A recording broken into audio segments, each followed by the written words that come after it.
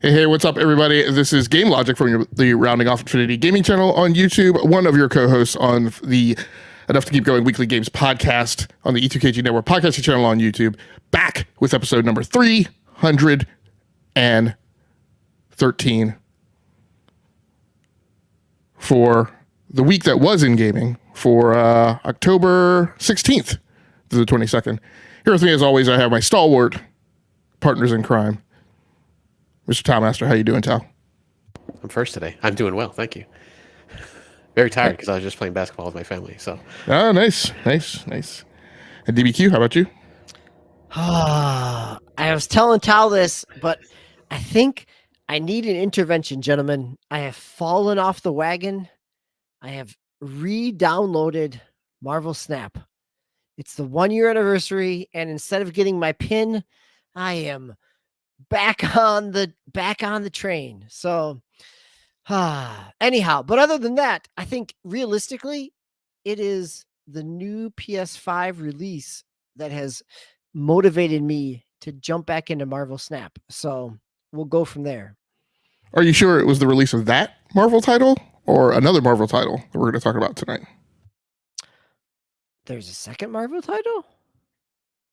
Oh, like, I think the PS5 release of Marvel Spider-Man 2, right? Like, that got me going. Like, oh yeah, I even dug back into Miles Morales, like, original Ultimate Universe comic books back in 2011. So I'm cracking it all the way back to dive back into this. And yes, I am fully committed to the beauty of PlayStation 5 and Marvel's Spider-Man 2. So, all right. Well, we're definitely going to talk about that what seems amazing now to call a legacy of Miles Morales content as we talk through that game tonight. But DBQ, we're going to put you on the mic first, and we're going to talk about something that has nothing to do with Marvel IP, but it's something that is very Disney-like in the way they conduct their busis. So why don't you get us kicked off? In terms of, it is Super Mario Wonder, right? This game came out on Friday, on the 20th, on the 20th. So, I am only a few levels in. I had a chance to play with my son. This is the beauty of having sons who have disposable income, is that they purchase games before I do. So, like, I got a chance to sit down and play. And I was telling Tom Master before the start of the podcast, is it is the first time since 2009, maybe, that you can play a Mario co-op game and jump into each other without bouncing off and getting pushed off a platform. So it is Super Mario Wonder is co-op. You have Mario and Luigi and Daisy and Peach and Toad and Toadette and a whole bunch of Yoshis that you can choose from. But it is also a game where there is not the kind of physics-based competitiveness or kind of friction that has come with New Super Mario Brothers for the last decade or more, right? So my son and I played through the first, 5-6 levels or so, and you can jump into somebody and you just kind of fall through them. There is no clipping, there is no physics. It is very much it is co-op, but without the kind of competitiveness that has been there since the Wii version. This game is beautiful. I'm watching it and playing it on both the OLED and also on we've talked about this before, right? Like on a 4K TV. Like the Switch is not built for a 4K TV, but this is the first game that doesn't feel fuzzy on a 4K TV. So it is just the animation, the character models, the characterization of like the talking flower plants. There is a sense of charm and wonder to this that I haven't felt since, I guess, Mario World, like on the SNES. And maybe that is because I would say that I'm not a huge Mario 64 fan. Like I was very much in the stalwart I, of I have to call a timeout. So, are you bypassing Super Mario Odyssey because of 2D versus 3D, or are you actually saying you have not felt this level of wonder in a Mario title despite having played Odyssey? Good point. I am thinking of this in a 2D sense, right? Like in a 2D co-op or multiplayer sense, like Mario Odyssey is very appreciate. I really appreciate what Mario Odyssey is. In some ways, I will make the claim that I think that Galaxy might be even a little more inventive in terms of its space, not necessarily in terms of its scope, but in terms of its scale in space. So I will draw back my voice and go back into my excitement around the rest of this.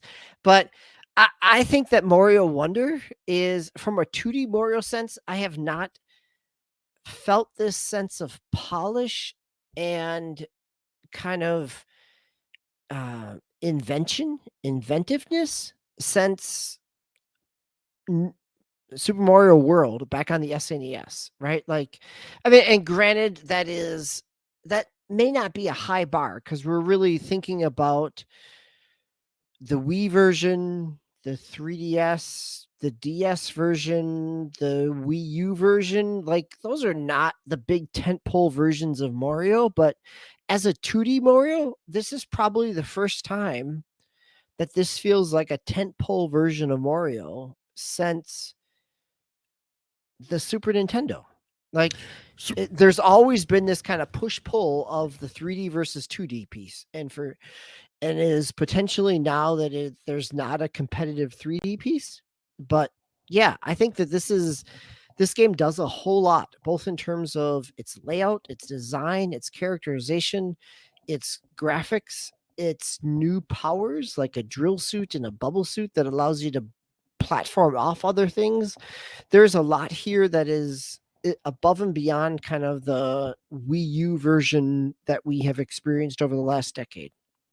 so I need to ask. So you've used two terms, right, in the course of your description of Super Mario of Mario Wonderland, and I think both are appropriate. But I need to try and get you to tell. I need to see if you're going to land on one of those being having more weight than the other.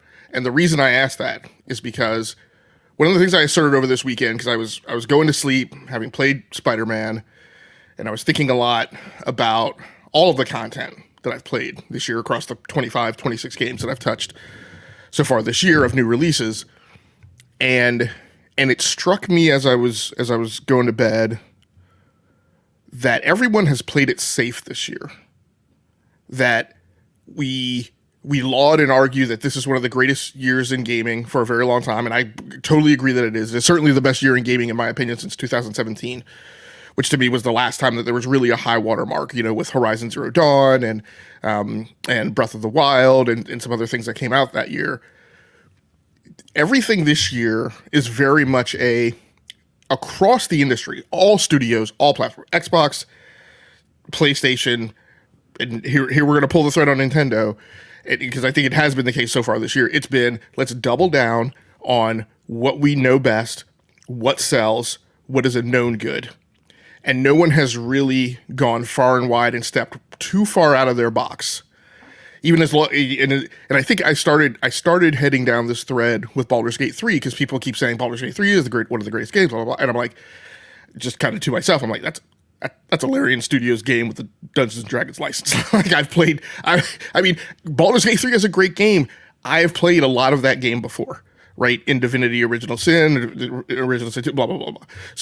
So between polish and you're feeling that you're seeing a lot of inventiveness here, that you haven't seen a while in the Mario franchise, which one of those do you think characterizes your perspective of Mario Wonder more?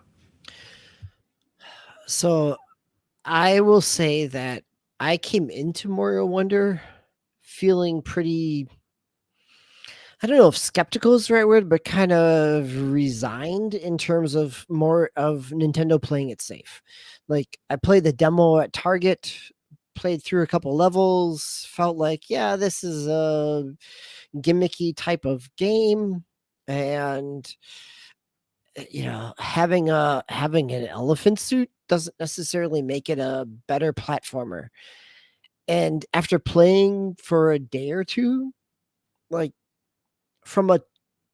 this is not Nintendo playing it safe. Like, we have seen Nintendo play it safe with New Super Mario Brothers, New Super Mario Brothers Deluxe. Like, even New Super Mario Brothers 2 on the 3DS was kind of a modification retread of the DS version. Like, this feels, there are some new powers here. There are some new dynamics in terms of the platforming and the enemy aspect that feel unique, since the first time I'm sitting up at 1:00 at night playing through, I guess, playing through Mario World, right? Like, that's high praise from somebody who lauds Mario World as one of my favorite games of all time. As somebody who has beaten all 96 levels at multiple points in time, I don't know if it's going to hit that peak by the time I get through it all, but it is inventive in a way that I have not seen 2D Mario Brothers be for a long time. So, do you think it's wiping away that it's leaning on the IP, which, I mean, that's, Nintendo's not going to do anything but that, but except every once every two decades when we get something like Splatoon. But do you think because the specific kind of cage that I wrapped around that argument was risk, do you feel that it's risky? I guess I would say that it's risky from a Nintendo perspective, not necessarily risky from a 2D platformer perspective, right? Like, this is not Celeste. There are parts that feel very much like Super Mario Maker in some of the user design levels of that. Like, there are these little puzzle box pieces that are kind of one-off stages where you have to just get the Wonder Turnip or whatever it is that the collectible. It is not the same as feeling a kaiju level of, not kaiju, but whatever the, like, right, the constant platforming difficulty that comes from some of the 2D Mario in the Mario Maker space. There are parts where if I really want to try to make that jump, it's a lot more challenging than I expected. But in true Nintendo fashion, I don't have to make that jump in order to keep moving through the game. And so there's a level of polish here that I haven't felt from a 2D Nintendo game in a long time. There's a level of creativity that I haven't felt in a long time either. Like, I came into this feeling like Nintendo was going to play it safe. Right. This is right. We're heading into the swan song of of the Nintendo Switch. Like, this was an easy sell coming off the backs of the Universal Mario movie. Families are gonna buy this regardless because it had Mario. And to come into it and really feel like the platforming is both challenging at times, but also kind of creative, inventive, and inspiring, feels like they did more than they needed to do, but not more than Nintendo should do. How's that? Master, I have no further questions. I yield the floor to you for cross-examination. Well, I won't go too deep into like you were doing it, but so how come I keep losing votes every time you come to cross-examination? My speakership keeps losing votes. So Nintendo, kind of like, unlike other companies like Sony and EA and stuff like that, they don't have like a Nintendo San Diego or Nintendo, New York, stuff like that. Do we know? I think it was like this was supposed to be a kind of like an experimental game, right? As far as who developed it and what they were doing with the development of this company. Yeah, I don't know if it's like we don't know who did it. EAD, right? Or if it is, right? Like, usually it's been EAD who's done the kind of 3D Mario World and some of the other pieces. I don't know if this is a separate team and that other team is still going with Odyssey 2 or whatever they're going to call it. No, I don't know that part. Hopefully we kind of hear more about that as we go through the cycle of release and review. It supposedly was EAD. Okay. Cool. I was just wondering, just because, like I said, like it doesn't seem like they, at least not outwardly, they don't split up the teams like that, or at least like when the general public's looking at stuff. So I was just wondering. And then as far as like Mario and some of the other voices, obviously Charles Martinet is not Mario anymore, or Luigi, I believe. He did Luigi's voice too. Did you see any real difference like with those characters as far as the hoops and oohas and the sounds he makes normally? I will tell you that I turned the volume down. I think the piece that I noticed the most is that Mario and Luigi play the same, right? Like, after a couple seasons or a couple years of 3D World and things like that, where they control a little bit differently, they are all they're classic palette swaps. Like, it goes back to the platforming in the level more so than the characters that are approaching that level. Okay. And I want to correct myself. So supposedly it was EPD. Okay. But EPD is like an incredibly large organization, so it doesn't really necessarily narrow it down. Yeah. Producer was Tezuka, and the director was Shiro Mori. Thank you for the fact check there. Okay, DBQ, anything else on Mario Brothers Wonder? No, I mean, I think I would assume that I'll have more to say, but it is, if you've liked Mario 2D at any point in time over the course of your gaming life, chances are this is a game that's going to resonate with you. I don't think that it's not playing it safe. It's not suddenly doing something completely different in a 2D space, but it is also doing what it does incredibly successfully. So, all right, DBQ, we will keep you on the mic and have you launch us into our discussion of Marvel's Spider-Man 2 initial impressions. Spider-Man does whatever a spider can. Oh man, this game. Woo! It is beautiful. The set pieces are huge.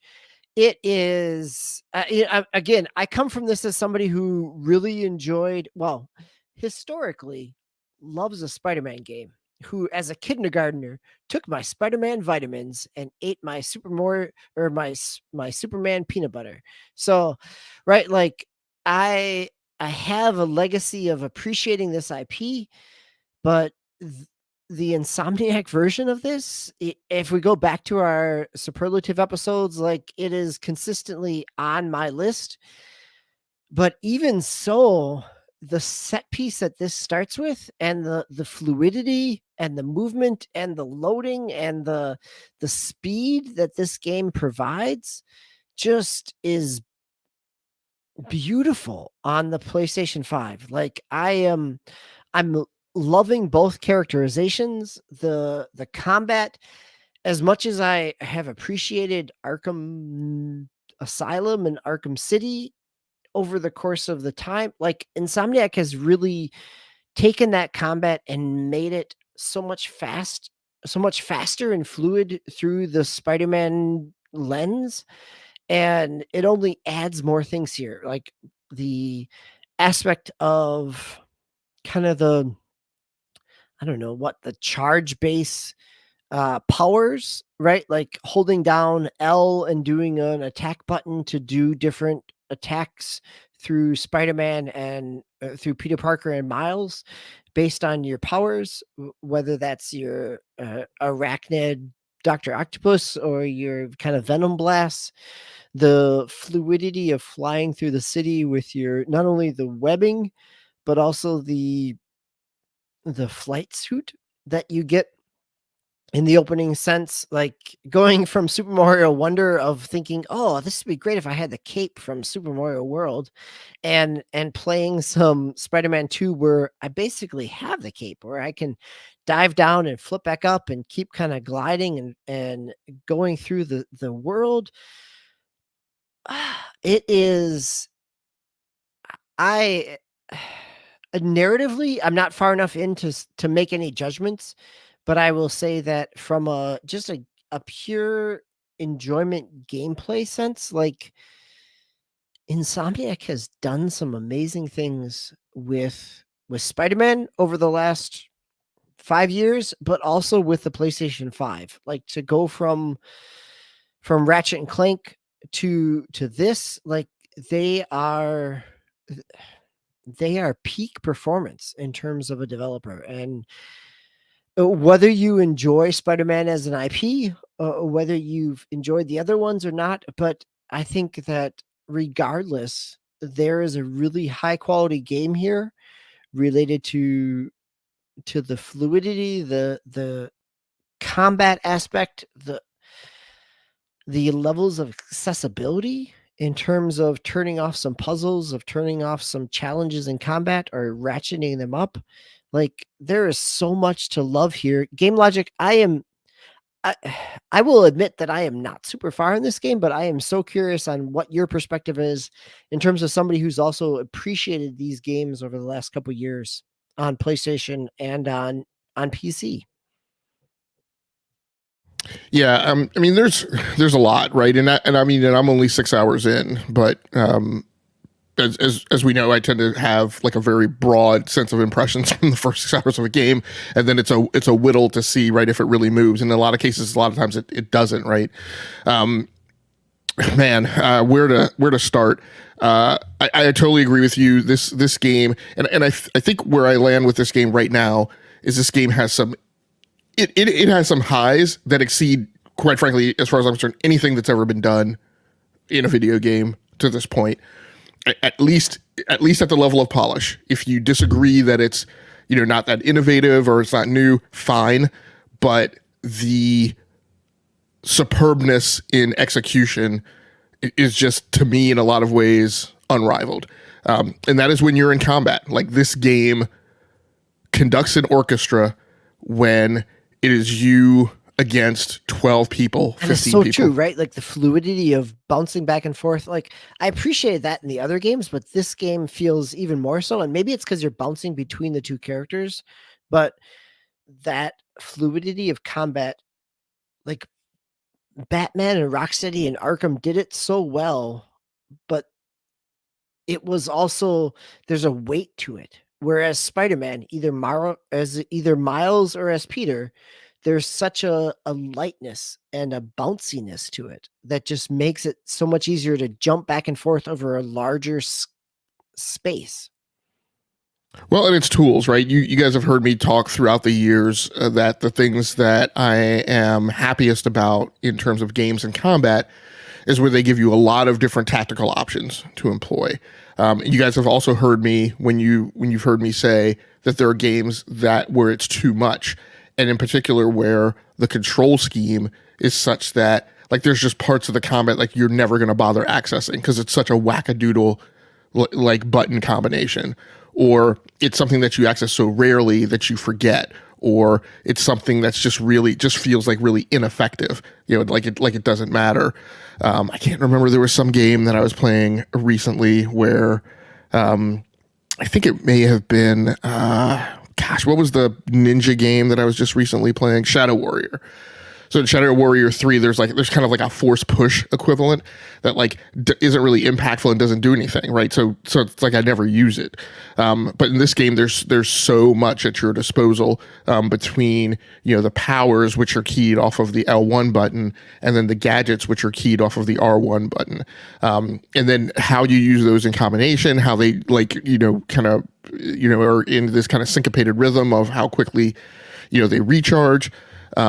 It's just really amazing. And then you combine that with just the fact that, the guys climb on walls. You have the options, to when you're utilizing stealth, right, to attack from the ceiling.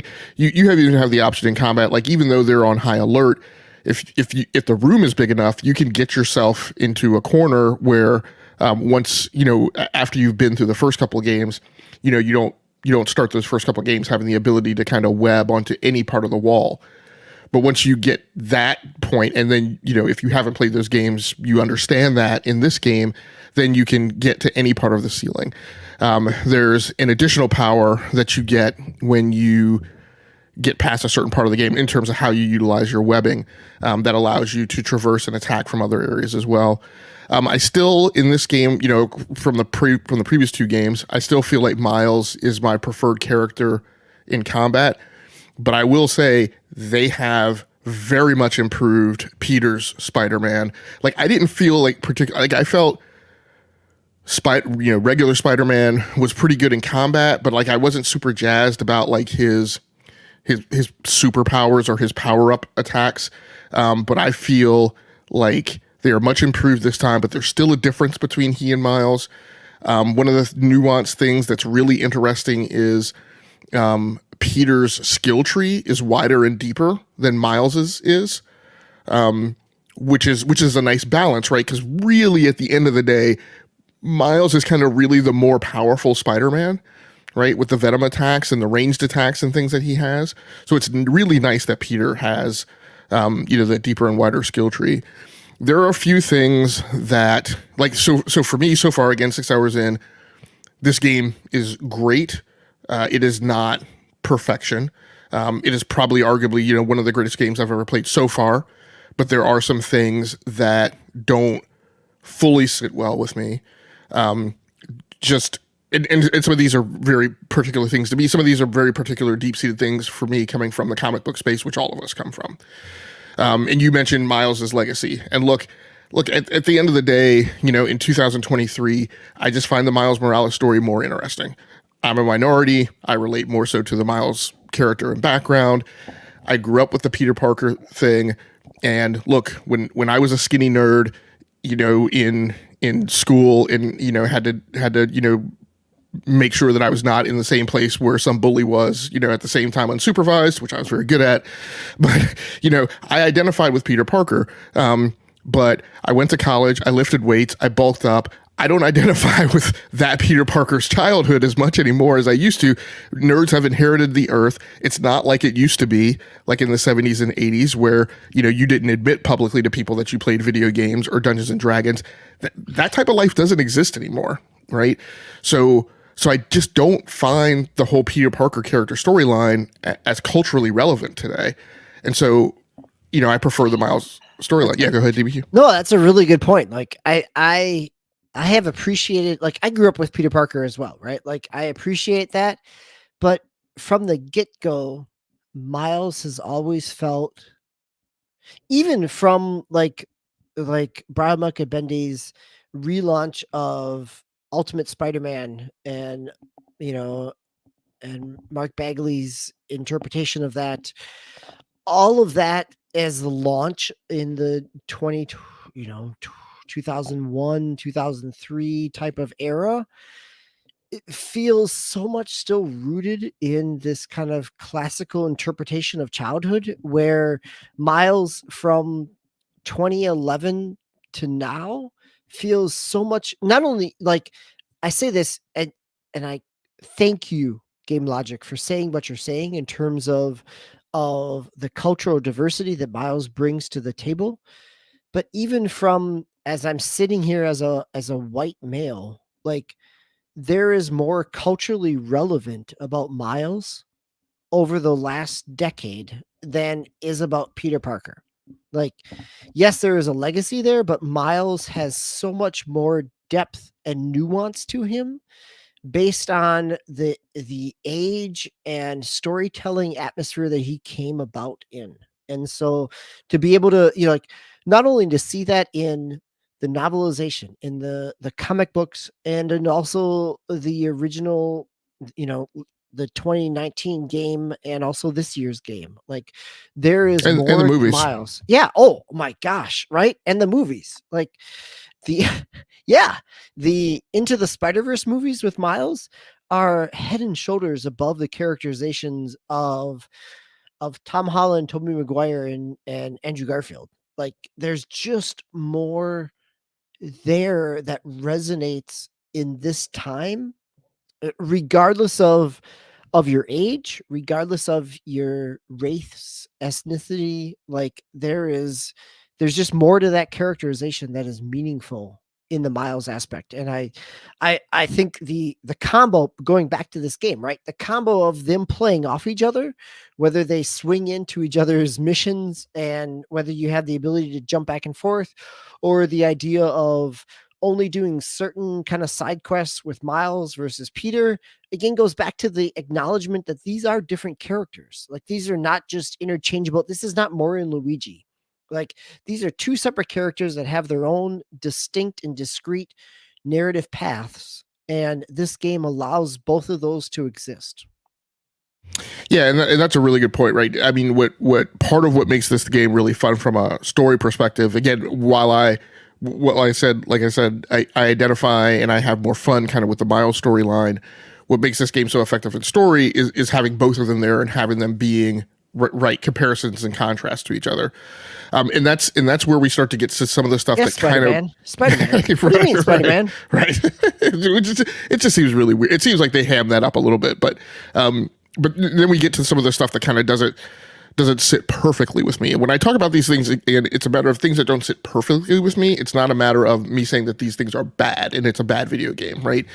But one of the things is, for whatever reason, and it may be because of how I'm choosing it, the game is funneling me in a direction where I feel like I'm getting much more so of the Peter storyline. And maybe that's just the way it is in the front part of the game. I don't know. I haven't spent as much time with the Miles characters, and from a story perspective, like I don't know what it is. I am just not emotionally involved in the Harry Peter storyline. Point two, then we get to the point where the game just, again, I'm not blaming this on the game. These are my things, and this is my commentary about if there are other people who are like me, they may have the same impact. Then the game hits on a couple of my pet peeves, right? Couple of my nopes, things that I can't stand. And I blame part of this on The Last of Us Part 2. I do not like flashbacks in video games because I am spending time not moving the story forward on the timeline, right, that I'm in. I'm covering things that have happened in the past, and those things sometimes are not relevant or impactful. So you do get a flashback in this game in the first few hours, and I'm like, okay, and I think a lot of people have commented about the amount of time that you spend in this game not being Spider-Man. Now, I don't think that that's creatively a bad thing. I understand it's a video game. I understand it's interactive. But when you look at the best of the superhero stories that we've gotten, particularly in television renditions and maybe even movie renditions and comic book renditions, the thing that set those pieces of content apart is when we spend a lot of time and when we have really great characterizations of the non-superhero alter ego of that person. What makes Arrow great is Oliver Queen, not Arrow, right? And Stephen Amell's depiction of Oliver Queen and all of the things that he went through as Oliver Queen to become Arrow. What makes The Flash great, right, is Grant Gustin and his right depiction of Barry Allen.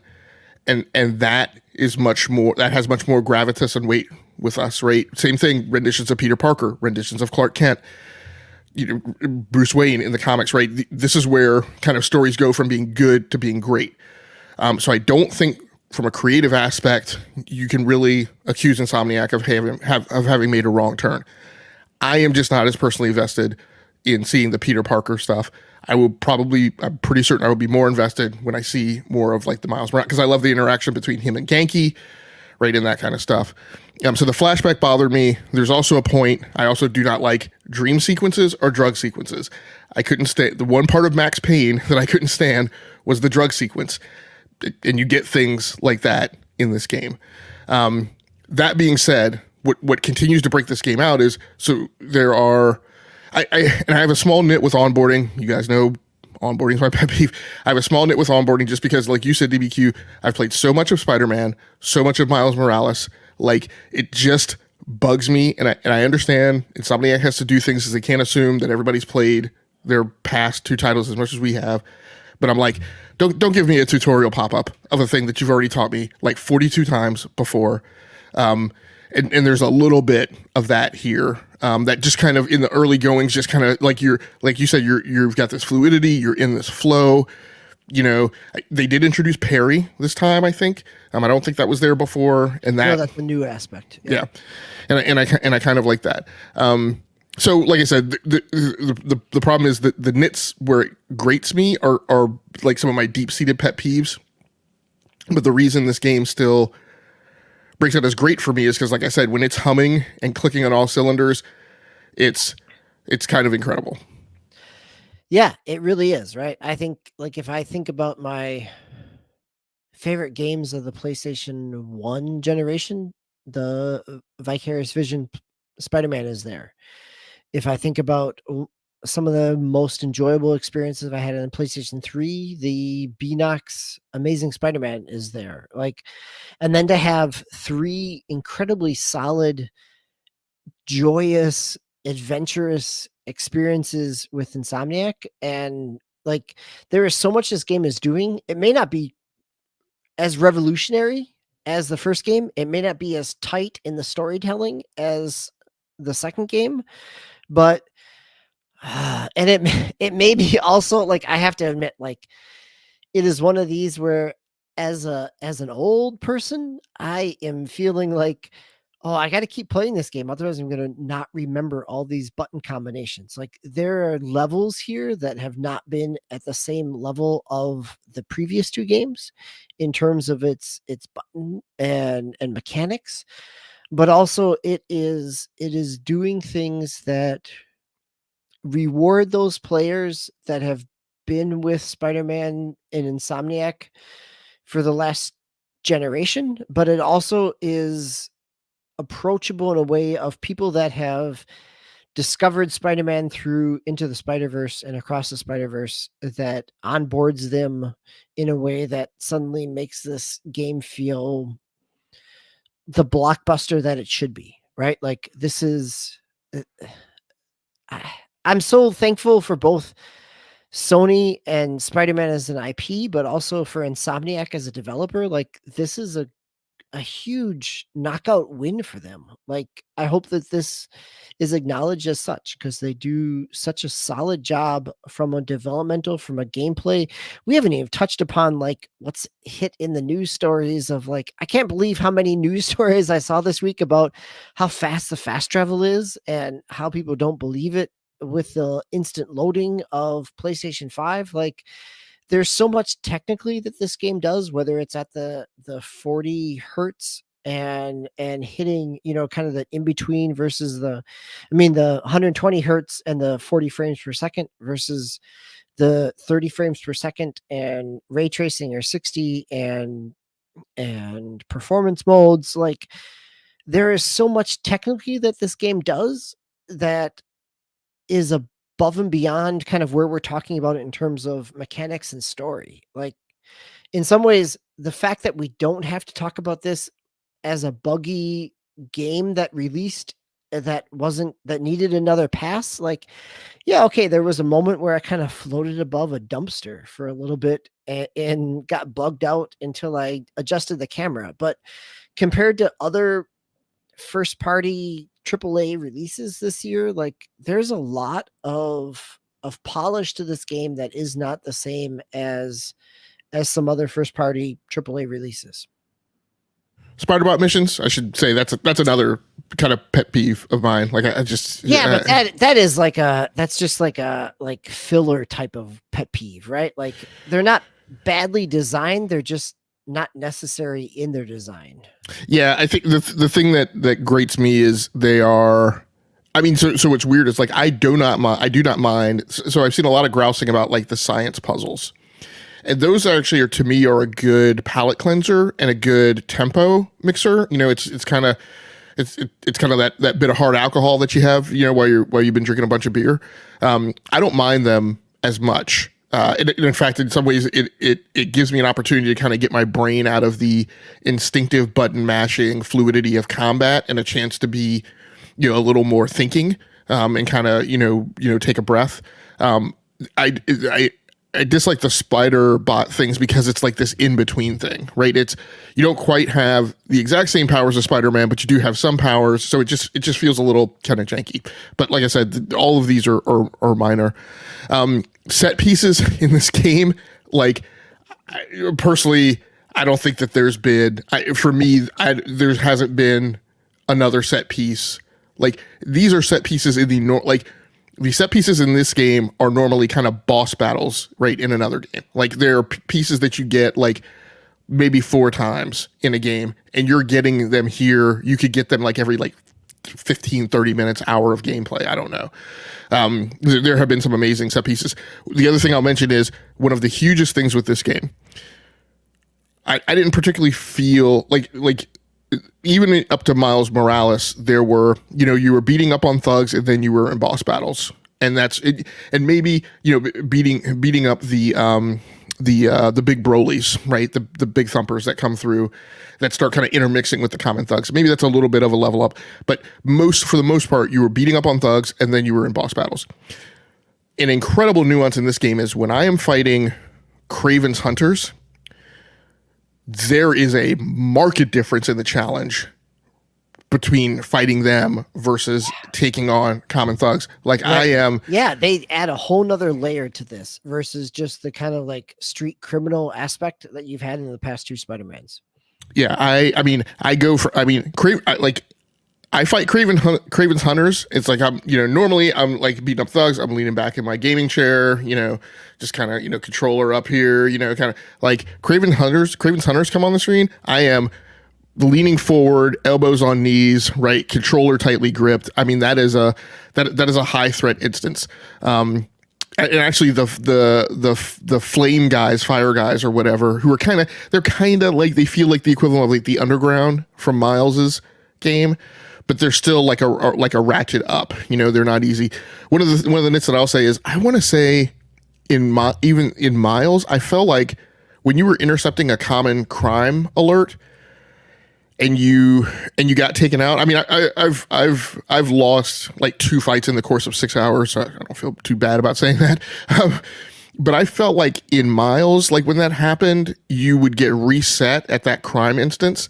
But in this one, like if that happens, like the crime just goes poof. Like there is you're just done. The crime just goes away, and you have to, you know, get back on the beaten path or go somewhere else and do something else. Yeah, like there's actually a narrative thread there that keeps you going of like, oh, I didn't prevent this, so it happened. Or like, oh, I swapped between Spider-Man and the other one took care of this. Like, yeah, they do more with that kind of narrative beat versus just the kind of gameplay checkbox. Okay, I got you. And costumes.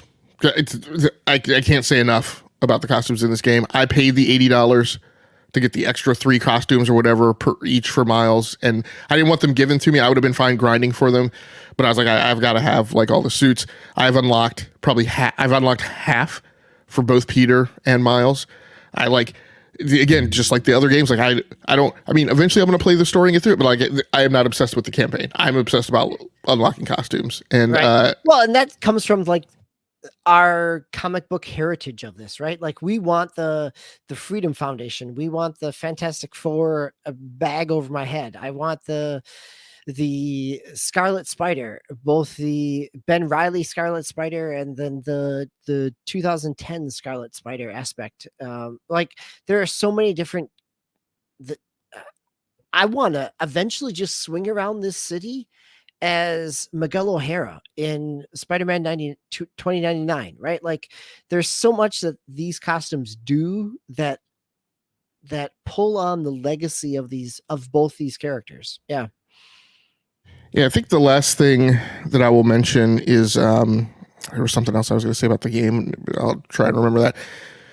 One of the things that I'll talk about in Insomniac, I've talked about Guerrilla and how I have been so impressed because it is almost never in the industry that a studio does the thing that they did, which is have a legacy of doing a genre and playing a role, particularly within a platform owner's, kind of cadre of development studios, and boldly and deliberately standing up and saying, we don't want to do that anymore. We insist upon doing this other thing.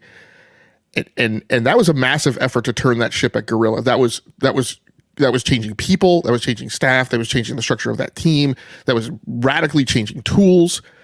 And they did it, right? And they came out with, Horizon Zero Dawn, and that has gone on to be a stable, thoroughbred franchise of the PlayStation platform. One of the most impressive conversions, in my opinion, of anything that's been done in the industry. I'm starting to put Insomniac there because it's not as if Insomniac has been standing still, right? They did Spider-Man, they did Miles Morales, they did Ratchet and Clank, right? This studio has been putting out content on almost very nearly an annual basis. Well, I would even go back and put Sunset Overdrive in there, right? Like in the early Xbox era, like that is still a game that you can see the building blocks to this fluidity. Yeah. Yeah. I mean, so it's really a powerful, right, example of development team performance. And I mean, let's the fingers crossed, to date, we have not heard crunch, miserable environment, masters with chains and whips, with rowing teams down in the galley, right? Like as far as we understand, like this is a team that's just passionate about doing what they do. Kind of like 4A games, right? With the Metro series, and like they just don't want to be outdone. And want everything delivered, that they put their hands on delivered with a certain excellence and execution. And that's super impressive. So, I mean, there we are with Spider-Man. Like I said, I've got one other thing that's in the back of my head. I will try and remember before we move on to the news. But DBQ, anything else you want to cover, or Tao, any questions you had? Just because I probably won't play this game unless it comes to PC since I don't have PS5. So you can switch between the characters on the fly, or because there's not a separate story for each one, correct? No, there are story threads for each one. It's not clear to me if there are some that are mandatory. There are instances where you get told to switch. I mean, the way that I am very conscious that I've been, I won't say forced to switch, but I've gone in and opened up like the Friendly Neighborhood Spider-Man app and selected a mission. And so one of the things is in those mission sets don't, I mean, maybe they do, but they're all in a common list. It's not like there's a list for Miles and a list for Peter. So when I selected one of them, it said, okay, this is a Peter mission, right? And it seemed, it's weird. It was in the Friendly Neighborhood Spider-Man app, but it definitely came off as if it would have had to been mandatory. Like one of the instances of you meeting up with Harry comes up as a Friendly Neighborhood Spider-Man app, and one of the instances of you meeting with Aaron for Miles comes up in the Friendly Neighborhood Spider-Man app. So it's unclear to me just how much they're handcuffing you to try and force you through those wickets. But what I've seen is you can arbitrarily switch, but then there are also instances in the app that come up. That was, I think, maybe this is one of the things I was going to mention while I'm answering your question. I also want to say, So it's fun to switch, but one of the most awesome things, absolutely most awesome, is when you're just swinging through. In fact, this was the thing. So sorry, Tao. One of the things is there isn't as much of an icon palooza on the map this time around. There are a lot of things that wind up in your windshield organically.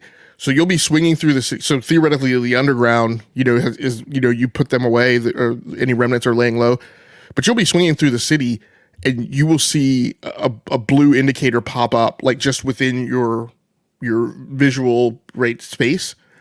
And when you drop down right at a web swinging altitude, there'll be a tech cache there, right? It's not in an icon on the map. You just came across it organically, right? And you can go in and take the tech, and you get tech points. And then the other thing I'll say is, you will intercept some crimes throughout the city, and you'll go to stop a robbery, go to do whatever, and Miles will be there. So the two Spider-Man will just kind of organically just run into each other, and you'll help them out. So, but yeah, I don't. So yes, you can switch. Like I said, as far as I understand, you can switch kind of arbitrarily just on the fly. But then there are also missions that will kind of force you to switch if you want to take that mission on.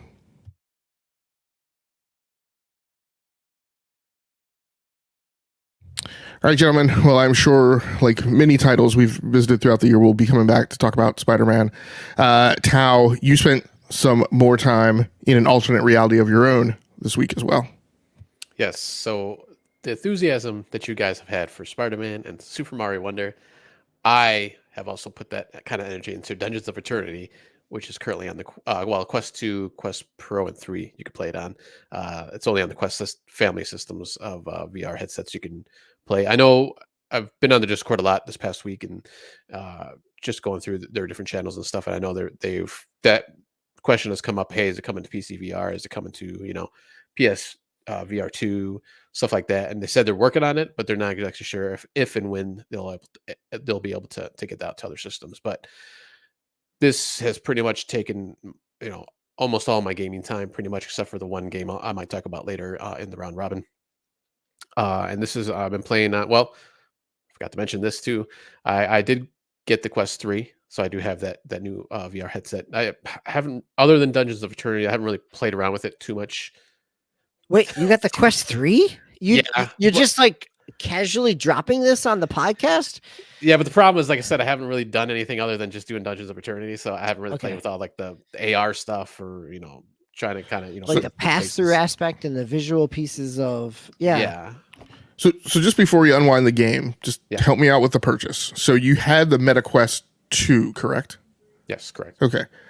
And that was your first VR headset? Correct. Yeah. Okay. So the argument is typically, right, there may not be that much of a difference, right, between one iteration to the next. And so a lot of people will skip an iteration and, go for the next thing.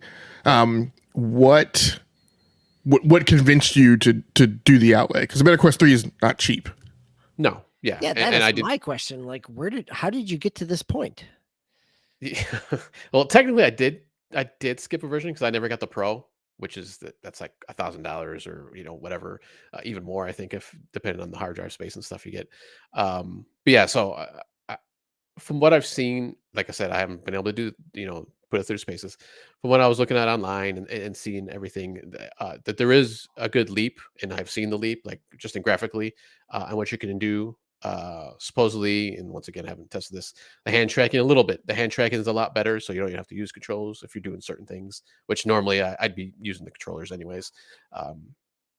But and then I was playing with my a friend of mine, well, my one friend I usually play everything with, and he had gotten it, and he had been playing Dungeons of Eternity and some of the couple other games that have gotten graphical bump ups. I think what is it called? I was gonna say Sleepwalkers, Walking Dead, Saints and Sinners, that got a graphical boost in that game too, which I saw videos on it, and it's kind of like the old like Nintendo 64, where it's like everything is foggy on the Quest 2, but in the Quest 3 version, it's like everything's clear. And I've seen that too with Zenith, which is another kind of MMO-ish game that they have out and that I've purchased and played. So it is a graphical improvement and stuff like that. So that was probably one of the bigger reasons that I wanted to kind of make that leap. And because mostly my son has been playing with on the Quest 2 a lot more than he used to. So I was like, well, and I was actually even thinking of maybe I can do some kind of trade in or something. But I was like, hey, you know what? I'll just give it to him. It's a better idea than trying to trade it in or whatever, trying to resell it. Um, so that was those are the kind of the main points that I wanted to jump up to the Quest 3. And and I think we all know this, and all three of us between us, we're tech guys. We like the new toys, so that was another reason I kind of wanted to test it out too, and play with it. And it is more expensive than obviously the Quest 2 was, but not it's not $1,000, Quest Pro expensive. So I was like, all right, I can manage this, and I've put away money for different things. I think like we all do sometimes with especially with tech. So I thought it was a pretty good deal. So. So That did was you get the PC tether cable this time around? Yeah, I actually you can use the same one as the Quest 2. So I haven't really, other than doing it for charging, I haven't really played it. I haven't had a chance to play anything on PC yet. I've heard it's like probably one of the better systems when you have it tethered, which makes sense because obviously the internals are all better and all that. But um, yeah, like I said, I've just been using it for basically charging for right now. So, Okay, gotcha. right. But Dungeons of Eternity, I mentioned this last week. I think I just bought it like a few days before. I played it pretty much, those 2 days I had got it, Friday and Saturday. And I played it pretty much every day this past week, except for maybe yesterday. I only played a little bit of it. I didn't have much time. And today I didn't play it at all. But it's just been taking over my play time. And I mentioned last week, it's that kind of, dungeon crawler, looter type of game. You're going through these different dungeons. You're fighting, it's kind of D&D style, so skeletons and kind of little goblins and stuff like that the enemies you're going through. But it's that kind of, and I've played those games. Obviously, I've played Diablo and some of these other games like that. And I think it's just the immersion and just the gameplay itself is just kind of like really satisfying. It's physics based, so you hit one of the enemies, and instead of like saying like in the old Skyrim games or even Oblivion and stuff like that, they kind of just hit and it just doesn't really do anything. Like they may knock back a little bit, but you hit like an arm and they're kind of like their arm will fling back, or you hit them in the head sometimes and they'll go like this, like that they've been hit. So it's just kind of cool that you can that kind of immersion that you get in a game like this, and just in VR in general. You can knock off limbs sometimes depending on the enemies. I've just been having like just a really just fun time, and it reminds me of a lot of Legendary Tales, which I think I mentioned last week, which is another kind of physics based kind of sword game, which that was always in early access. And supposedly they're supposed to bring out the full version at some point this year, but they kind of keep knocking that back. So this kind of scratches that itch too. And this one's a little bit more cartoony than that one is as far as like the graphics and stuff. But and I mentioned last week you get all the customization, so I'm getting all this cool gear now. I've gotten I think like 3 or 4 legendary weapons now, finally, after a week of gameplay. So, which is kind of nice because even like in Legendary Tales, like it seemed like you got stuff kind of like a lot, like those legendaries or those higher weapons, which it was early access, so maybe they I dropped a little bit more often than a normal game would. But this one is like, hey, I've been playing like almost a week, and then literally just like Thursday and Friday, I had finally got my like first legendary, and then I've gotten a few more after that. So it was just kind of nice that I've gotten a couple swords.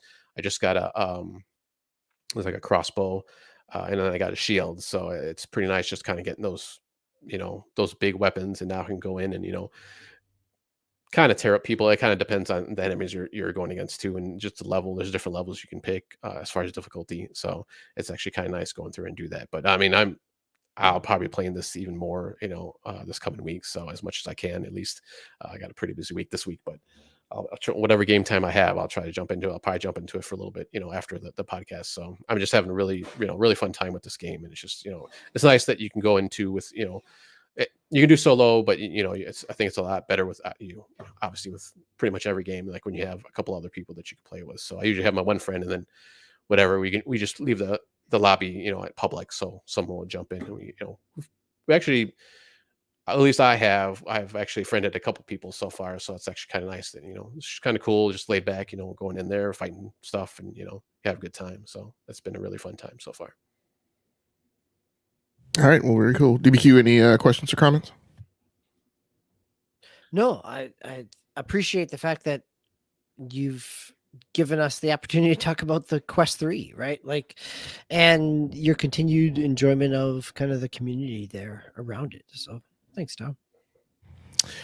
All right, well, let's move on to segment 2, our rundown of stories that have been in the news cycle. First story is up over on PC Gamer.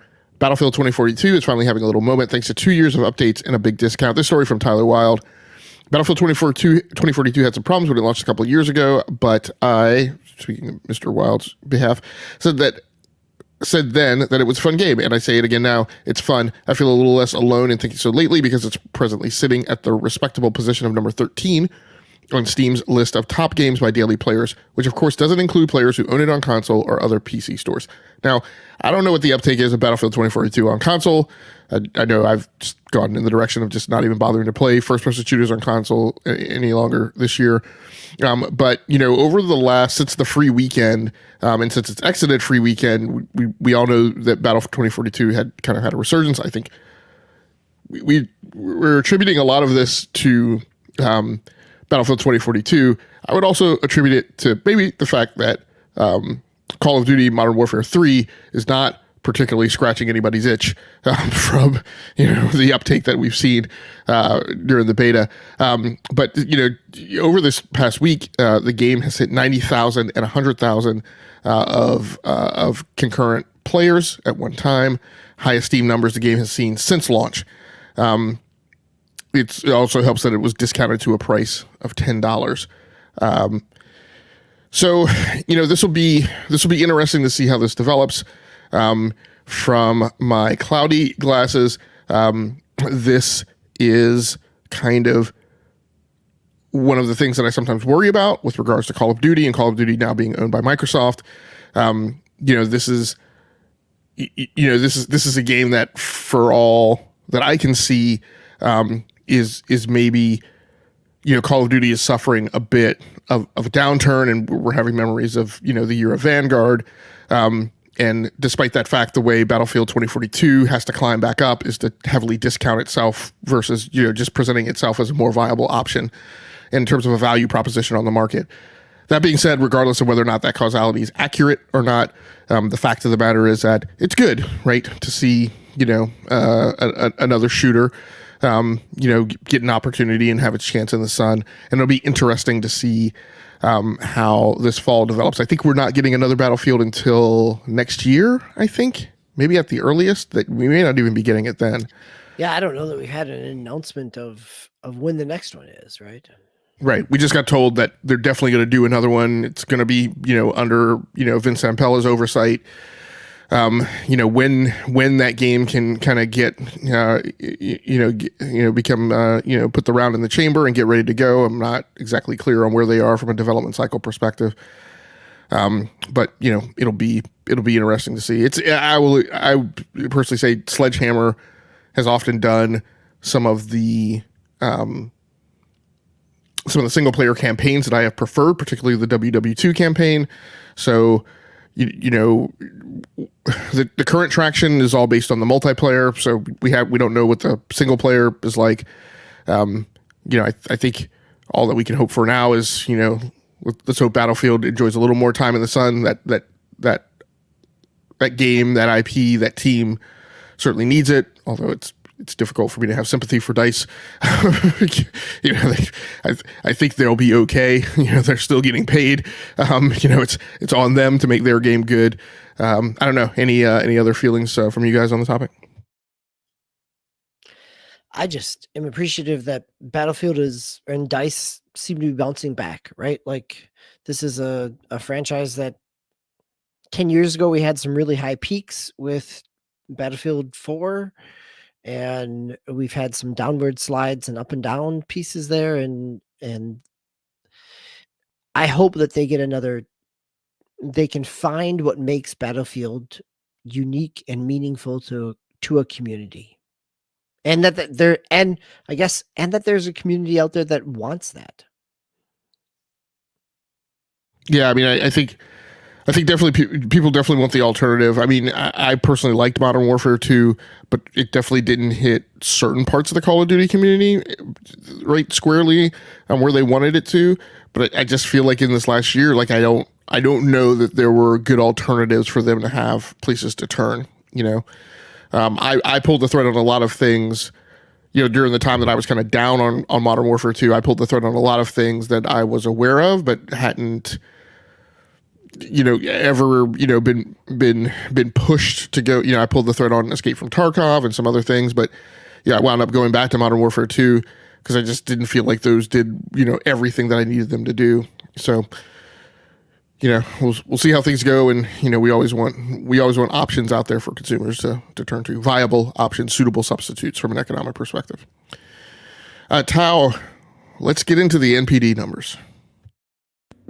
Yes, let's jump in there. Actually, I'm going to jump straight into the top 20 because I'm going to go through all of them just because some, I don't know, I guess some surprises on there on the later half of the list here. So number one, Starfield, and this is for the month of September, obviously. Number one, Starfield. Number two, Mortal Kombat 1. Number three, EA Sports FC 24, which is the FIFA. I don't say, I guess, replacement, at least title wise. Number four, Madden NFL 24. Number five, Payday 3. 6, NBA 2K24.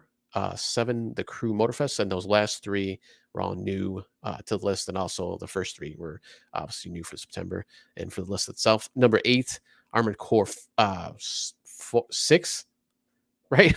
Pirates of Rubicon, I believe. I'm trying to read my Roman numerals there. Number 9, Hogwarts Legacy is still up there, which kind of surprised me. Number 10, Call of Duty Modern Warfare 2, speaking of that. And then up until 20 here, we get 11, Star Wars Jedi Survivor. 12 is Resident Evil 4. 13, Legend of Zelda, Tears of the Kingdom. 14, Minecraft, still holding up there. And 15, Mario Kart 8, still strong on that top 20. 16, Rainbow Six, which is kind of surprising. Like, I don't remember the Rainbow Six being up there. Maybe it was on the top 20 just because I don't remember seeing on the top 10 within the last few months. 17, Gran Turismo 7, which we'll be talking about later. 18, Elden Ring. 19, Sea of Thieves. And 20, Diablo 4. Now, I think there's 3 on here. Zelda. What was the other one? There was a couple I thought on here that obviously don't have the digital sales. Obviously, Nintendo doesn't usually release those. NBA 2K24 was the other title that I didn't have the digital sales set in there. Excuse me, sorry, I lost my website here for a second. But overall, Starfield was the big winner for September, which is kind of nice to see. Fighting off Mortal Kombat 1, which is actually kind of surprising to me, to be honest with you. I thought maybe that one would have hit the number 1 spot just because that's been so successful. And of course, Starfield is just on Xbox and PC, I guess, too. But also you have the Game Pass part of it where, you know, that might have taken it down, but, you know, it held strong at number 1. Overall spending for video games for September was at $4.5 billion, which was up 10% from last year. And PlayStation 5 was the lead in both units and dollar sales, with Xbox X and S coming up at number 2. Any surprises on there that you guys saw, or any thoughts on the NPDs for this past month? DB or George? I think not necessarily a surprise. I think the interesting thing will be coming 2 months down the road now, like when we hit November, December, like how much of the staying power is something like Starfield, how much of that is initial purchases, and do we see that having the same kind of Skyrim-esque staying power as that, or if it is just the kind of initial hype and we're moving on to other things. Obviously, the industry and the market is totally different than it was 12 years ago when Skyrim launched, or 4 years ago, 6 years ago, when Skyrim launched on a different platform and another platform and another platform. And again. Right? Like, yeah, I mean, Doom, we're in a different spot, but in some ways, is there the same kind of longevity of investment that No Man's Sky has seen that Bethesda and Starfield will be able to appreciate and experience? Yeah, I know they talked too about at least having at least 5 years, I guess, of planned content, within the next 5 years for Starfield. Hopefully, they can just kind of keep adding on to it. And just the two surprise, I guess, things. Well, the one was the Starfield being number one, because I actually thought Mortal Kombat would be number one, and then Hogwarts Legacy still being up there, because I don't. Just trying to think of, like, not that it's not a great, good game. I mean, I loved it, and it was kind of my surprise hit for this past year. But I was just kind of wondering why that's still holding up strong in the top 10. Because much like Spider-Man, and I actually thought about this week, and wrote a lot of notes about it. Much like Spider-Man, there's tons of Harry Potter stands out there. Like, my thing about Spider-Man, not to harp on Spider-Man more, but there's there are certain pockets out there that have negative sentiments, right, about the Spider-Man game, and I'm like, you guys need to develop the awareness that you're pushing up a very, very incredibly steep hill. That there are, let's not even talk about video games. Let's just, like, Spider-Man is one of the top 4 superheroes, right, the world over. Like, Spider-Man, Batman, Superman, right, and there's one other one that I can't remember who's, and maybe Wolverine is in there now. I don't know that Wolverine's, he's very generational, I think. But I mean, you just have people who like Spider-Man is like one of the most popular superhero characters on the planet, right? And it's like, you need to understand, even if Spider-Man were like a 75 game on Metacritic, you would still have tons of people who would be head over heels about a Spider-Man game. And I feel like we're seeing the same impact, right, for Hogwarts. I am also amazed. Let me also give a shout out to that studio, because the whole time leading up to Hogwarts, I was like, why are people so gaga over this game? That studio has never made a good game. Not necessarily they've done one, but they just don't have a history and a track record of making games that make a big splash and hit zeitgeist. And I had no reason to have confidence that this thing was going to stick the landing, but is this Avalanche? Here it is. This is Avalanche? Yeah. Okay. Not the Avalanche that does Just Cause. Okay. Yep. But the Warner Brothers Avalanche studio or whatever. I mean, to me, quite honestly, like, the vast majority of this list is a surprise. Starfield, not so much. One thing to keep in mind is this list is revenue. It is not unit sales. So Starfield is helped by, like, the $300 Constellation Edition plus, the premium edition plus the early access stuff, right, that people paid for. But surprise number one, EA Sports FC 24. Starfield, right, it's up at the top. Starfield came up at the beginning of the month, right? EA Sports FC 24 came out on September 29th. It literally had 2 days, right, in the revenue accounting cycle to make its way onto the list, and it made it. Very surprised by Payday 3. In at number 5, like, and as far as I can tell, it doesn't really do a whole heck of a lot more than Payday 2. So I don't know what's driving that. And it's available in Game Pass. So, like, I don't know. The Crew Motorfest, again, didn't expect that to be a big revenue earner. So somehow it moved units. I expected Armored Core 6 to review critically well. I did not expect it to chart on NPD. We talked about Hogwarts Legacy already. Rainbow Six Siege, like you mentioned, Tao, like, this is, again, let me also add, this list also is not add-ons. So this is not people buying DLC and microtransactions. So somewhere in the world, right, millions of people are apparently still paying for access to Rainbow Six Siege, right, as a singular title. Weird. Gran Turismo 7, almost 18 months after launch, it's back on the charts, despite the fact that Forza Motorsport came out this month. Or it was coming out a month, within a few weeks of when these sales numbers were run. So Sea of Thieves, available on Game Pass, charting, right? And I asked Matt Piscatella this, and he confirmed. I was like, Matt, are you telling me that Sea of Thieves, this is based on this game being sold on Steam and in the Xbox and Windows Store? And he's like, yeah, people are paying for it. So number 34 last month, 19 this month, Yeah. Although did they just have, I believe it came out that last month. They had the Monkey Island thing, I think. Well, I think they had the solo game mode that came out also recently. I think that came out already. Yeah, I thought that came out in October, but I'm not sure. Oh, maybe. Yeah. Okay. But I mean, either way, like, I just, this is a game that's 5 years old at this point now. And yeah, it's an MMO, but like, it sells for $40 a pop you're right, for the cover charge. So people are paying it. Like, super, super weird market, if you ask me. In September, right, of a year when there's been just a bumper crop of games all over the place. It's not like there were other things. Final Fantasy isn't on this list, you know. So just a weird year. All right, Tao, you also want to talk to us about Minecraft and its sales numbers. Yeah, just real quick, they had Mo Yang had come out and stated that Minecraft has sold or hit the $300 million mark in sales. And I just wanted to kind of bring it up just because I'm a big Minecraft player, and I thought that was just kind of cool. Like this game, I think it was in the top 22, I believe.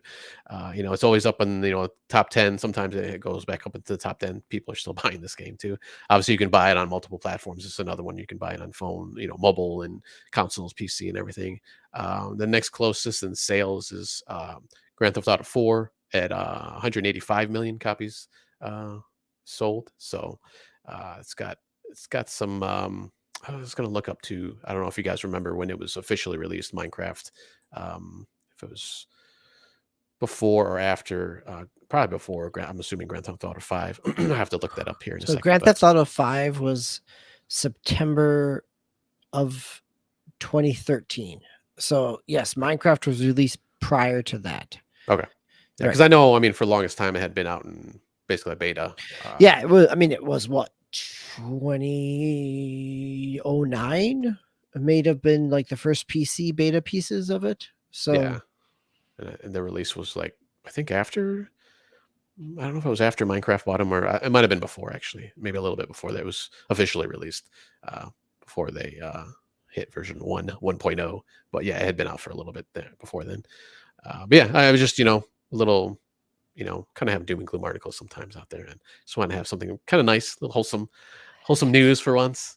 This little game that even people still rag on it today. To be honest with you, I still hear people, that game looks stupid or whatever. And I'll be the first one to say I said the same thing back in the day. I was like, this doesn't look good, and blocky graphics and all that. But it's probably one of my favorite games that I've played in the past 10, 15 years. So just nice to see hidden milestones still, even after all this time.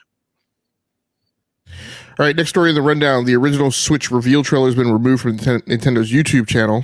This story over on Nintendo Life. Get ready to put your detective hats on, folks, because there's a mystery afoot. The Nintendo Switch reveal trailer, the one where groups of trendy people play the up-and-coming console at such memorable and realistic venues as a rooftop party. It's the memories of this. How am I going to know how to play the Switch if it's not on the rooftop? It's so. I can't play on the train anymore, or what's going on? This was such a weird start to its marketing campaign. Venues as a rooftop party or at a basketball court has been removed from the official Nintendo YouTube channel. Now, conspiracy theories galore in the realm of the scale of like Apple iPhone rumors every year and Samsung Galaxy rumors every year, and with maybe some potential veracity to it. In the past, Nintendo has removed past console launch videos in just prior to putting out release announcements for their new thing.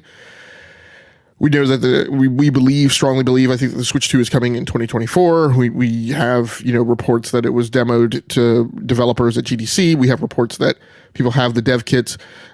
We have the last Nintendo Direct where they showed the roadmap out to the furthest point of summer of 2024. I firmly believe that the thing is going to launch in Q4 of 2024, and I think they're going to try and make it a little bit early, in Q3. Can I ask a clarifying question of that? So Q4 of 2024, fiscal year 2024.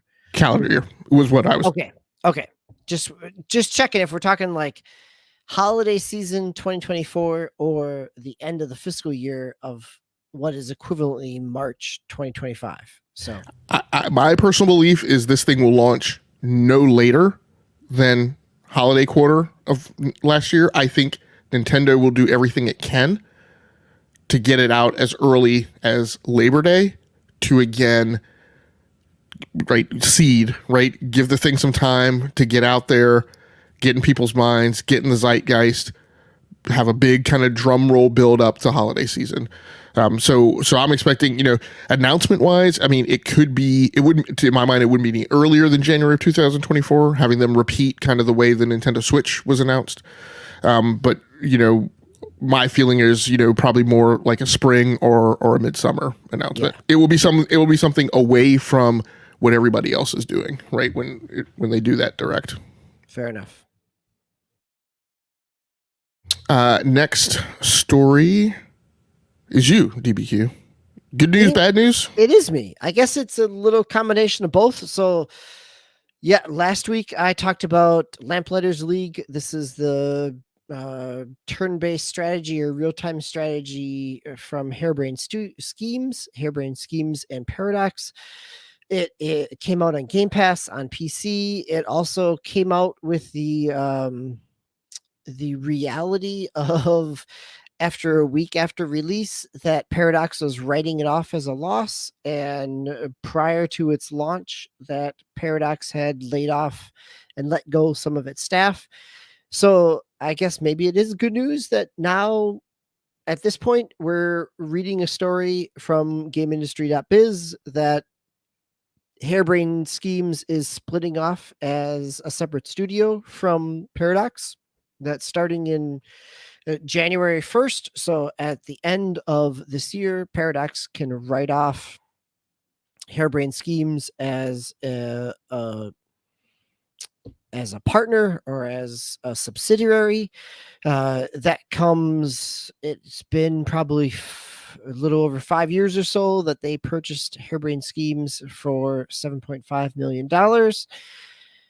Man, I think the challenge here, like on the surface, this is really good news. This is beneficial for people who enjoy what Harebrained Schemes has done, who enjoy what BattleTech has done, because it allows Harebrained Schemes to go out and try to solicit for that license at a future date.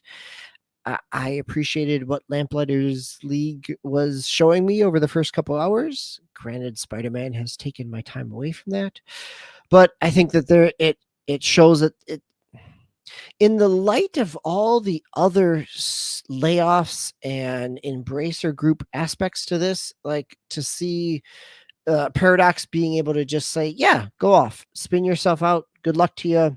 We'll see you later.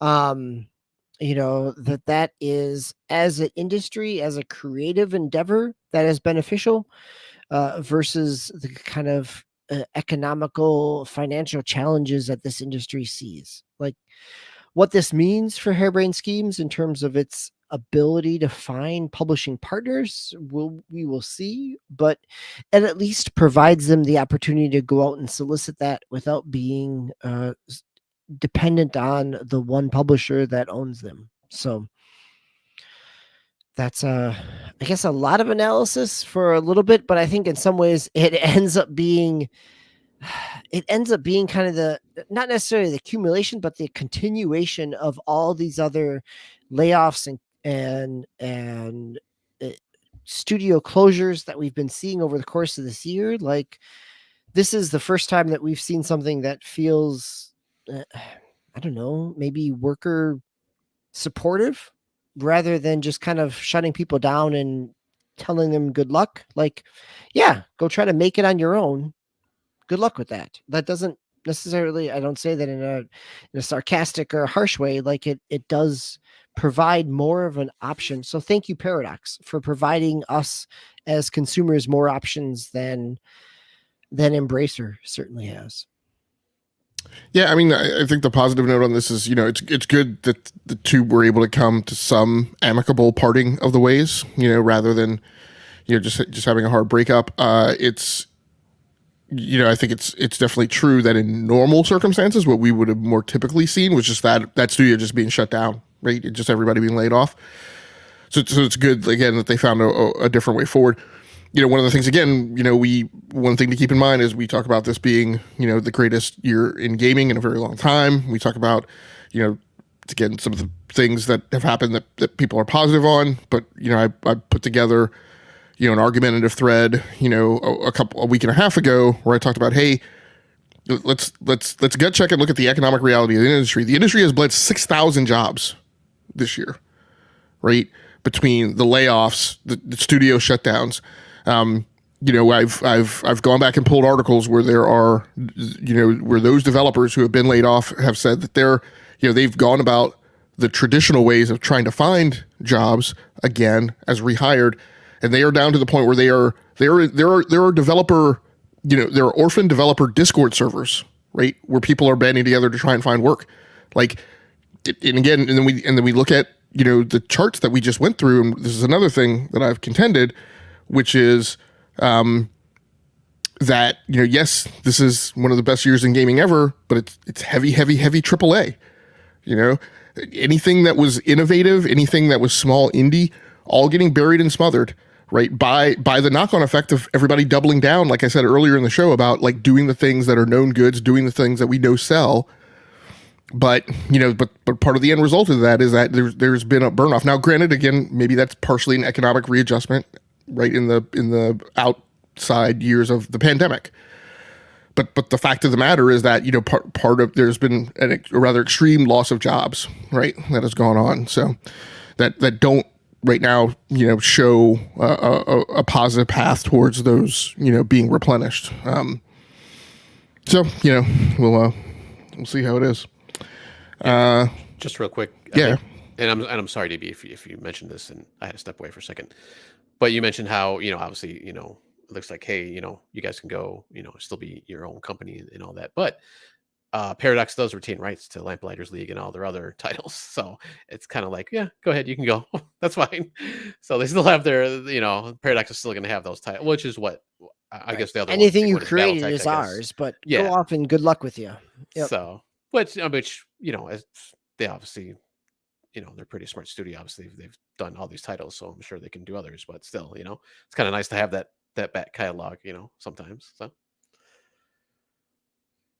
All right, gentlemen, let's roll on to closing out the show in segment 3, rounding out the remainder of the games that we've been playing. DBQ, it's very strange how you and I have been lockstep over this last week at random. It's not like we coordinated this all on the Discord server, but you and I have both been playing Gran Turismo 7. Let me open with my first question of why? Again, Forza Motorsport is out. You have Game Pass. Like, what's going on?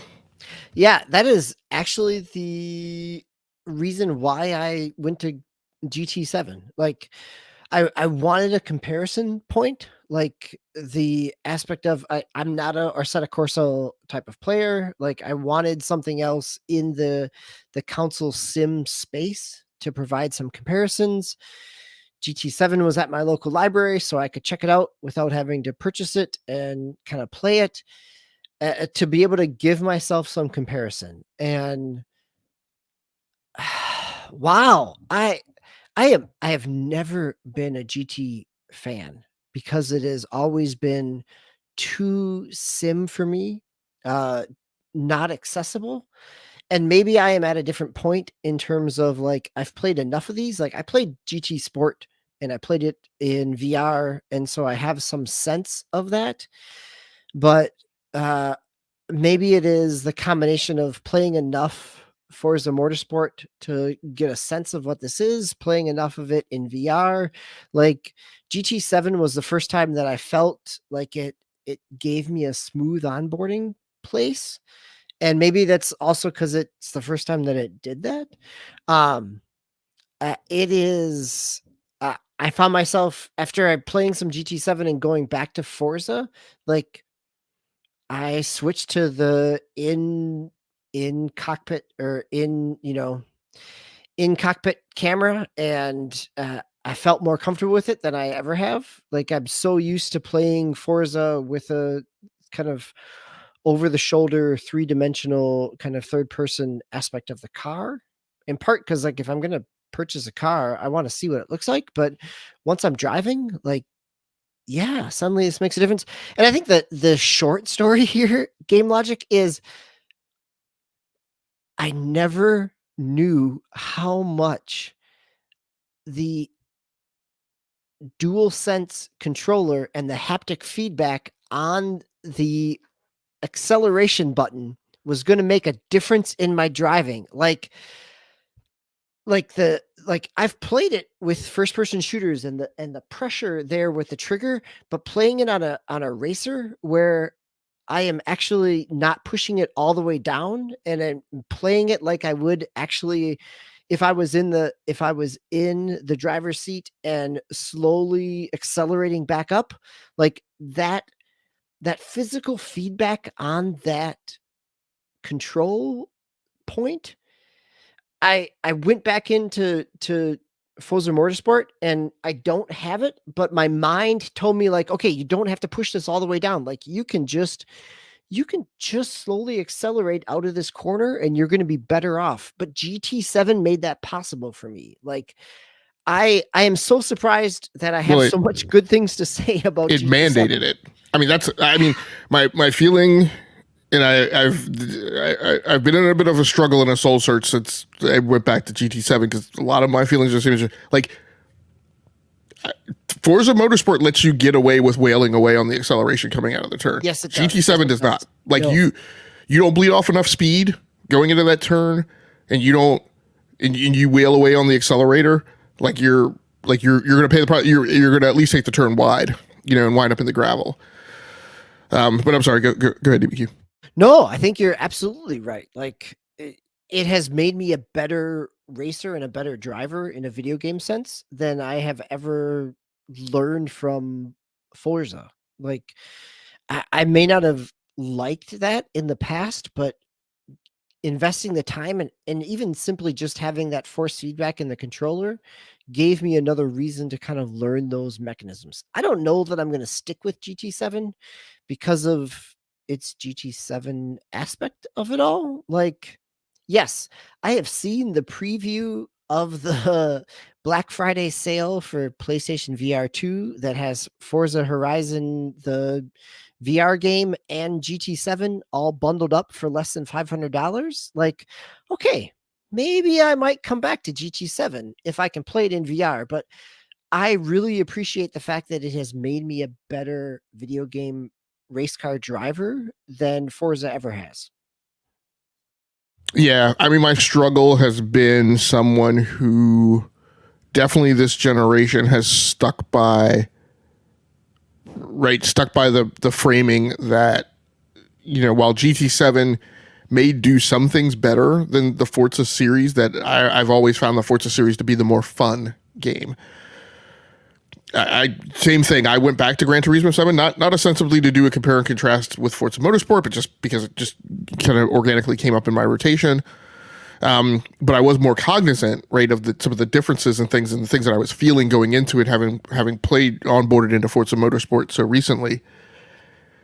And like you, there are some things that I am coming back to it with a different set of eyes and finding more enjoyable, right? Than I've always complained about the wackadoodle campaign framework, and like I don't necessarily like, oh, you completed like this race, let's go back to the cafe. I'm like, I don't want to go back to the cafe. I don't care about the little dude in the cafe. Like just let me go to the track and race the cars, but getting around that and then quadruple that exponentially that when they tell me I have to go like apply for another license, but on the track, like I'm getting to a point where it's not the slam dunk that it used to be, where I used to ostensibly say, like, send me to a deserted island, hold me at gunpoint, tell me pick Forza or pick Gran Turismo. You would always say, yeah, come on, Forza. But now I don't know. We're not where we were in years past with the Gran Turismo series, where, in my opinion, there were valleys, right?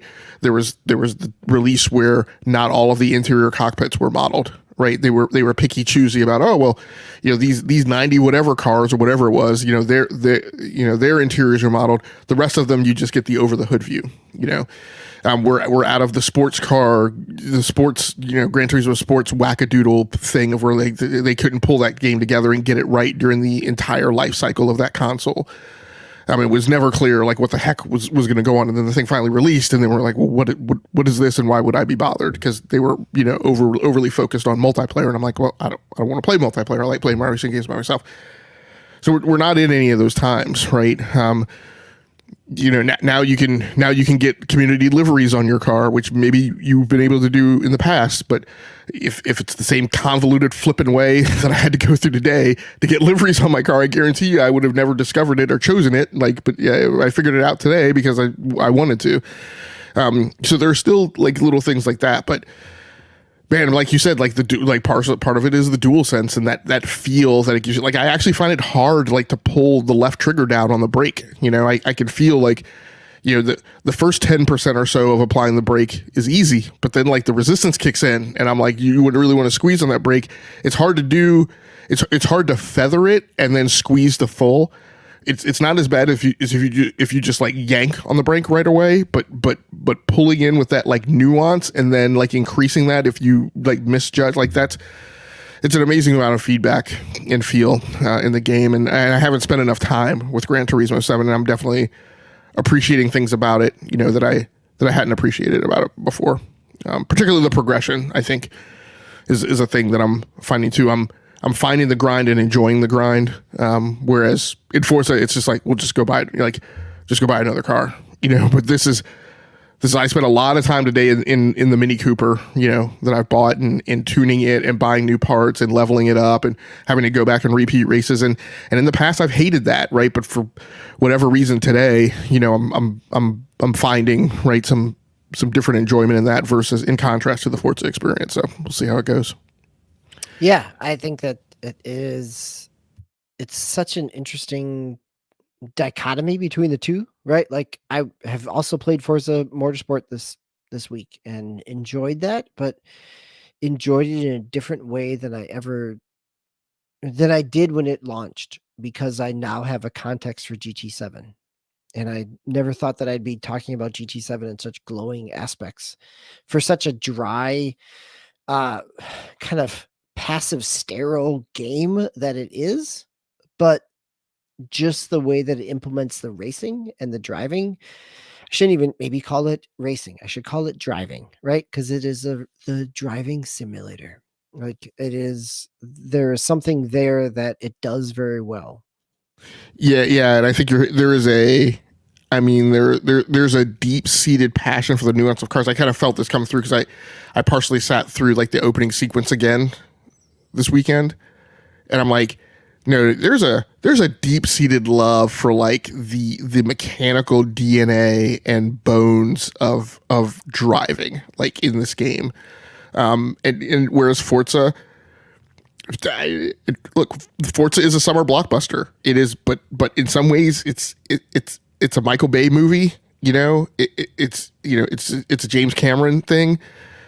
Whereas, like what I feel coming through in Gran Turismo is I feel like in the years of the Need for Speed franchise, when there was this deep, like Porsche Unleashed, in some of the other games where there was this deep seated, like really digging at the intricate DNA, right, of the difference in cars. I said, last week that, one of the things that came through in Forza was that the audio and the feel of the tires or the audio and the engine noise and the tire noise, like really stood out to me as being vastly improved. And then I went back to Gran Turismo today and I was like, well, this feels, I think, even better than what I commented about Forza. So like I said, we'll see how it goes and how it continues. Tao. We've talked a lot about superheroes this episode, and you went back to play even a different kind of more superheroes. Yes. Same fighting style, though, as maybe Spider-Man. As Gotham Knights, I actually got to play it on the PC this week. I had been playing it on my, Xbox One X, but actually through the cloud. And I installed it on my PC over there last weekend. So still having a bunch of fun with it. And really, The reason I played this was because I wanted something else to talk about this week. Because otherwise, it would have just been Dungeons of Eternity. But no, but I really like this game too. It's really fun. You get to go around the city looking for crime, and I'm assuming eventually fight some kind of bosses. I haven't gotten to that part yet. I only got to play a couple hours maybe of it, and I was just doing like the city stuff. So just looking for stuff, and looks really nice on my on the PC. So I mean, even on my Xbox One X when I was streaming it looked pretty good. But obviously on the PC it's going to look better. Still just playing through Robin right now. Still going through that. Yeah, just having a lot of fun with it. Beating up criminals and doing all your little detective work that you got to do. So it's kind of nice, kind of cool. Just kind of jump in there and I don't want to say fly around because I can't really fly, but swing around or grapple around as I can do with Robin. That's one of the things that I don't know, maybe later on I can do, like, and maybe not with Robin, I can do with one of their characters, but if kind of glide around the city. But he just has that grappling hook right now. He doesn't really swing. It's more of like, you kind of just shoot straight when you do those grapple hook moves. So you can like jump off and kind of keep grappling on, onto things, but it's still that kind of like straight motion. So, kind of miss the Spider-Man type of gameplay, but unfortunately you can't do that with Robin, I guess. He doesn't swing. He just, stays in a straight line. But otherwise, yeah, I'm having a lot of fun with it. It's going well so far. Still keep on going with it though. Very cool. That actually reminds me of the one thing I did forget about Spider-Man, which is one of the things that caused me with the wingsuit, caused me to revisit and rethink about was, a couple of the other games that I've really fallen in love with largely because of the traversal system, Far Cry 5 and Just Cause 3. And also it caused me to think as I was playing Spider-Man 2 this weekend that the reason I fell in love with those games wasn't solely because of the traversal, but was because of like that dopamine hit you get when you transition, right? That Far Cry 5, Just Cause 3, you have the parachute in Just Cause 3, but you also have the grapple, and you have the wingsuit, and you have the grapple. And in Far Cry 5, you have the wingsuit, and you have the parachute, and you have the grapple. And with Spider-Man 2, you have the wingsuit, and then you can transition to webs. And like that like you were saying, DBQ, that like pitching up, getting a good swing, jumping off the swing with the X button, and then transitioning to the wingsuit in midair, like that's incredible. Like jumping off the building and like nose diving towards the ground with the R3 stick, right, and then transitioning to the wingsuit and just like that's just it's an amazing feeling in a video game that in my opinion in lots of ways is unparalleled. But like I said, those other two games also kind of leapt into my mind as being great examples of traversal as well. Coming up this week, DBQ, anything on your slate? Oh, I'd like to say that I have some fancy new game coming up, but chances are it's going to be more Spider-Man. Yep. I'm actually putting Spider-Man away just for a little bit to not get overly addicted to it like I did. I pushed Starfield away, although I didn't push Starfield away until after I put like 30 or 40 hours into it. But I will probably be getting back to Baldur's Gate 3 on PC this week, as well as I think I'm going to get into Wildcard Football on the Nintendo Switch. And actually, my tour through gaming, before I even get to that, is through racing. I'm not just hitting Gran Turismo 7, but I'm actually going to go back and hit some Forza Horizon, maybe play a little bit of the Rally Adventure before I move on to these other games as well this week. Tao, how about you? Yeah, we're still going through Dungeons of Eternity, so this coming week. And maybe I'll try to play with the Quest 3 a little bit more, do more of the AR games and stuff like that to give a better report on next week. Yeah, definitely interested to hear that. Next week, it'll be DBQ Hams in the center seat, and Tao and I will be up at Ops in the helm, helping him pilot through the galaxy. For anybody who happened to swing through the live stream, we appreciate you. Thanks a lot, Battery. Thanks a lot, Otacon, formerly Newtonian, who has been through the live stream several times. Thanks a lot, Brap, for stopping by, as well as Temu George. We appreciate all of you guys. For anybody who happens to watch the archive version of this live stream on the E2KG Network podcasting channel, we appreciate you as well. Please feel free to hit the like button and subscribe to the channel so you can just be informed and notified whenever we post new content. Until next time, take care of yourselves. Stay safe out there. Play the games that you like. Come here to talk to us about the games that you love. Once again, my name has been Game Logic from the Rounding Off Infinity Gaming channel on YouTube, here with DBQ Hams and Towmaster99. Until next time, good night, good luck, and good gaming. That's going to do it for us. We're out of here.